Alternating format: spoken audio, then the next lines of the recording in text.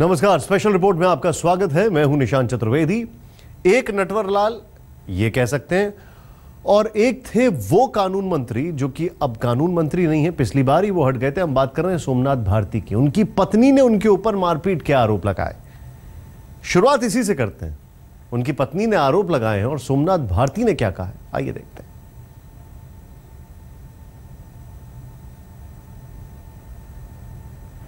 It's my private life, which she has brought in public domain. Repercussions are huge on the children, majorly, and I don't think what prompted her to file such a complaint. But for last 5 years, she has been demanding that I have to choose either my mother or her. Now at this old age, where do I send my mother? I do not know. That has been her demand. I'm in South India for party pork. I love her, I love the children, but this demand I cannot meet. How do I send my mother? Where do I send my mother? She has no other place to go to. Second demand of her has been that I should leave politics, because after political life I have literally have zero private life, zero family life, and that has been problematic to family. I understand her pain, but this should have been sorted out sitting together, not that we go to public with such informations. But whatever allegation of domestic violence he has alleged me with, they are all baseless. They have no substance in it, and I have loved her always. I don't know what has gone wrong where. आम आदमी party से जुड़े विवादों के विधायक सोमनाथ भारती फिर से विवादों में। इस बार विवाद पारिवारिक है। भारती पर उन्हीं की पत्नी ने पीटने का इल्जाम लगाया है।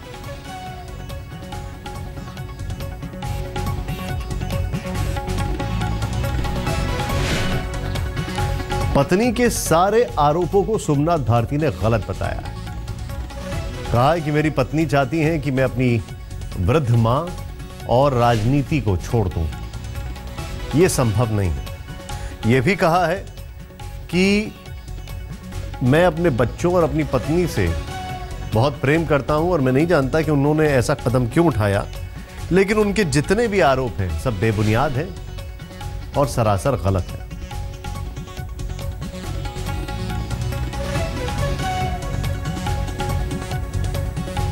ये दोनों डिमांड्स में मान नहीं सकता। अगर वो इस पे अड़ गई हैं तो ये मेरे साथ अन्याय है। मैं उनसे जाके बात करूंगा। मैं उनको प्यार करता हूं, मेरे 2 छोटे बच्चे हैं, लेकिन इस तरह की डिमांड्स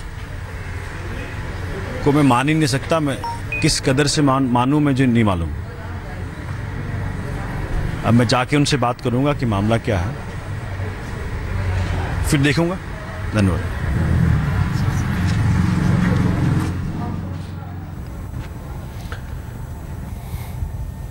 तो सोमनाथ भारती जो कि अभी देश के दक्षिण हिस्से में हैं, बता रहे हैं पार्टी के काम के लिए मैं वहां पर आया हूं। जब मैं वापस जाऊंगा दिल्ली तो उनसे बातचीत करूंगा, लेकिन मेरी पत्नी ये चाहती हैं कि मैं अपनी माताजी को छोड़ दूं, मैं राजनीति को छोड़ दूं। ये सब संभव नहीं, और ये सब संभव इसलिए नहीं है क्योंकि मैं इतनी वृद्ध माताजी को छोड़ नहीं सकता। हाँ, राजनीति के जीवन में आने के बाद मेरी व्यक्तिगत जिंदगी जो है वो थोड़ा प्रभावित हुई।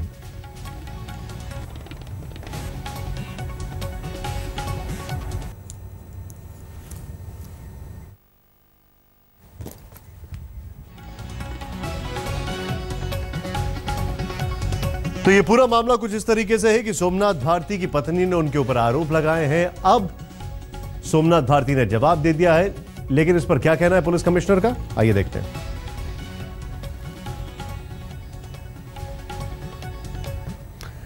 इस पूरे मामले में इसकी जो पटकथा है वो आज शाम से शुरू हुई, जब इनकी पत्नी पहुंचती हैं विमेन सेल। वहां पर जाकर बोलती हैं कि मेरे ऊपर मार पिटाई की गई है मेरे साथ, और यह मामला पिछले 5 साल से चल रहा है।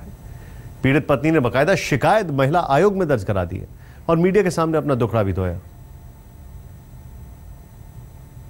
जब भी कोई डोमेस्टिक डिस्कॉर्ड या इस प्रकार के मामले होते हैं उनको हम इस प्रकार से डिस्कस नहीं करते हैं। बाकी जो है शिकायत उन्हें हमारे जो ऑफिसर हैं उनसे मिली हैं, उनकी शिकायत को सुना गया है। अब उस पर जो भी मुनासिब कार्रवाई होगी वो की जाएगी।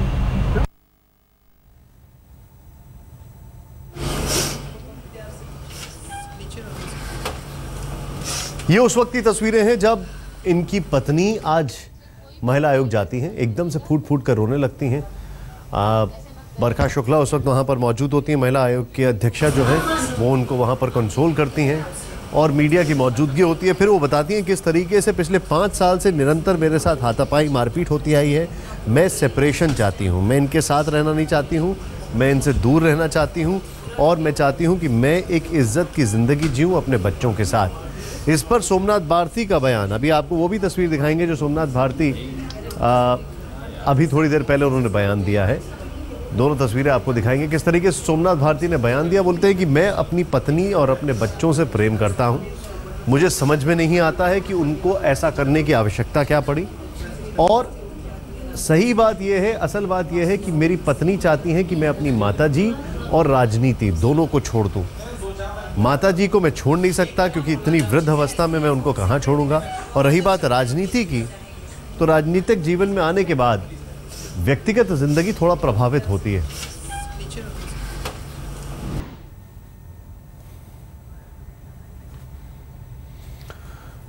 तो ये कहानी जो है ये आगे कहां तक जाती है ये देखने वाली बात है। लेकिन हां, अगर बात की जाए अरविंद केजरीवाल और उनकी पार्टी की, तो इसमें सब कुछ ठीक नहीं चल रहा है।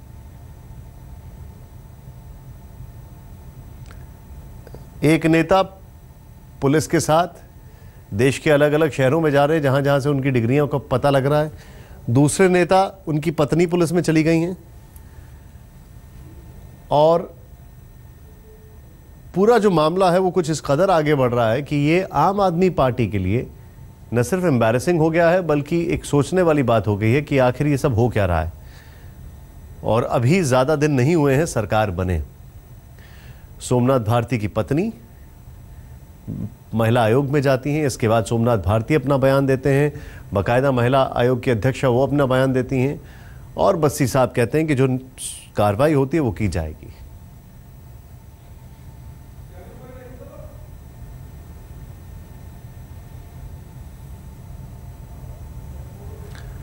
सोमनाथ भारती की पत्नी ने उन पर मारपीट का आरोप लगाया। 1-2 साल नहीं, पिछले 5 साल से।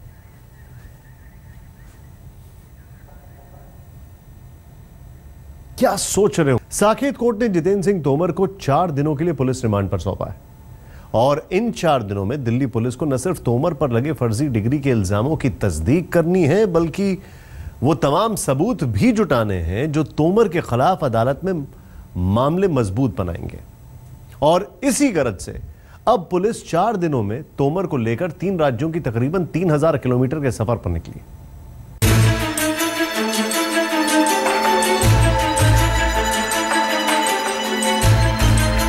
96 घंटे और अनगिनत सवाल।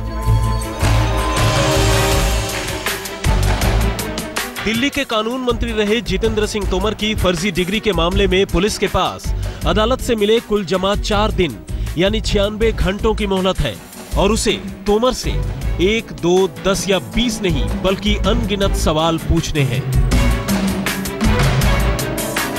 ऐसे में अब पुलिस अपने तमाम सवालों के जवाब न सिर्फ हाथों हाथ तोमर से हासिल करना चाहती है बल्कि तोमर की आंखों के सामने ही उन्हें वेरीफाई भी कर लेना चाहती है ताकि अदालत में तोमर के खिलाफ चार्जशीट दाखिल करने के दौरान किसी तरह के शक शुबा की कोई गुंजाइश न रह जाए। यही वजह है कि तोमर का पुलिस रिमांड मिलने के फकत चंद घंटों के भीतर ही दिल्ली पुलिस ने उन्हें लेकर ऐसी फर्राटा दौड़ लगाई कि अब भागते भागते खुद तोमर की जान भी हलकान हुई जा रही है।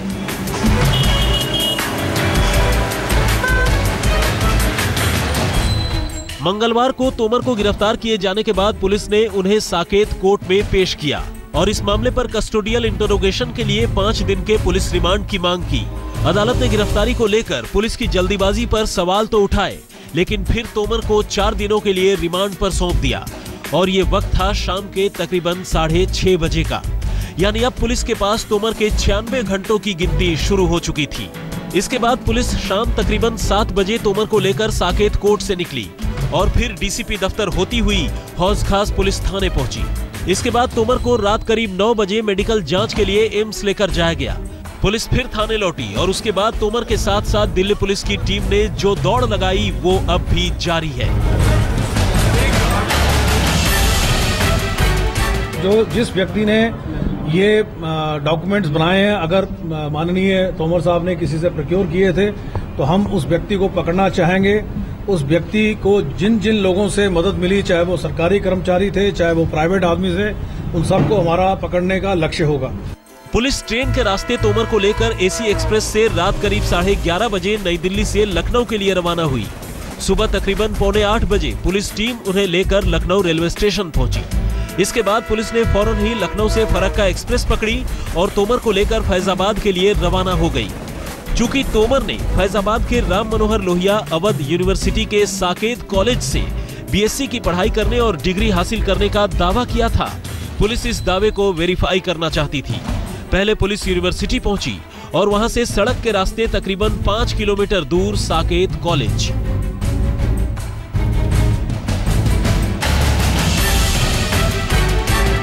पुलिस सूत्रों की माने तो इसके बाद तोमर को लेकर वो ट्रेन के रास्ते सीधे फैजाबाद से भागलपुर के लिए रवाना हो जाएगी और तब वहां से मुंगेर जाएगी। दरअसल तोमर ने बिहार के भागलपुर के तिलका मांझी यूनिवर्सिटी से एलएलबी करने का दावा किया है, साथ ही मुंगेर के वीएनएसएल कॉलेज से एलएलबी की पढ़ाई करने का। पुलिस इन दावों का भी पता लगाएगी और डिग्रियों का भी। दरअसल तोमर ने 2001 में बुंदेलखंड यूनिवर्सिटी से माइग्रेशन सर्टिफिकेट बनवाने की बात कही है और पुलिस की तफ्तीश में इस सर्टिफिकेट की जांच भी शामिल है। चूंकि पुलिस के पास वक्त कम है, इसके बाद वो बुंदेलखंड होते हुए दिल्ली के लिए रवाना होगी।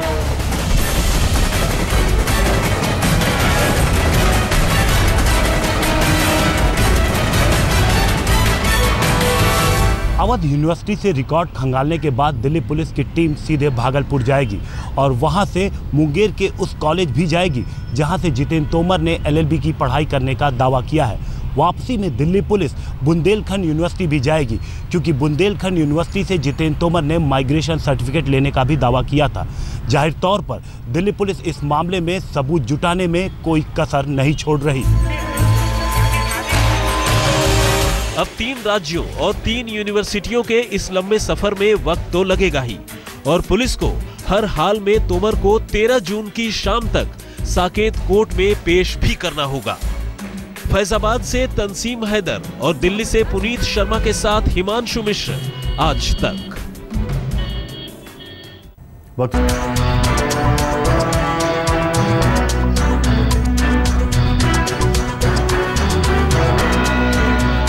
दिल्ली के कानून मंत्री रहे जितेंद्र सिंह तोमर की ये डिग्रियां पहली नजर में बेशक जाली हों, लेकिन इन्हीं जाली डिग्रियों के इल्जाम में उनके खिलाफ दर्ज की गई ये एफआईआर बिल्कुल असली है। और अब इसी एफआईआर की बदौलत तोमर के खिलाफ नए सिरे से मुसीबतों की शुरुआत हो गई है। तोमर गिरफ्तार हो चुके हैं, पुलिस रिमांड पर है, पूछताछ चल रही है और रिमांड के बाद सीधे जेल भी भेजे जा सकते हैं। वैसे तोमर के खिलाफ इस मुसीबत की शुरुआत इसी साल 4 फरवरी को तब हो गई थी जब एक दूसरे वकील संतोष कुमार शर्मा ने उनके खिलाफ हाईकोर्ट में एक रिट पिटीशन यानी एक याचिका दाखिल की थी। इस रिट पिटीशन में शर्मा ने उनकी बीएससी और एलएलबी की डिग्रियों को फर्जी करार देते हुए इनकी जांच करने और उनके खिलाफ कार्रवाई करने की गुजारिश की थी। ये वो दिन थे जब तोमर का मंत्री बनना तो दूर, वो विधायक तक नहीं थे।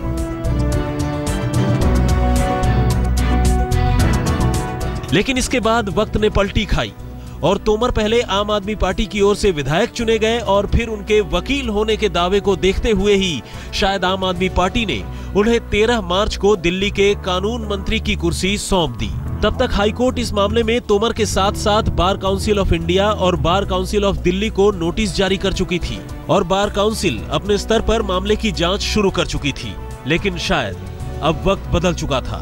शिकायत करने वाले शख्स ने हाईकोर्ट से अपनी अर्जी वापस लेने की कोशिश की, लेकिन तब तक बात बहुत आगे निकल चुकी थी और हाईकोर्ट ने शिकायत वापस करने से साफ इनकार करते हुए इस मामले की तह तक जाने का फैसला किया।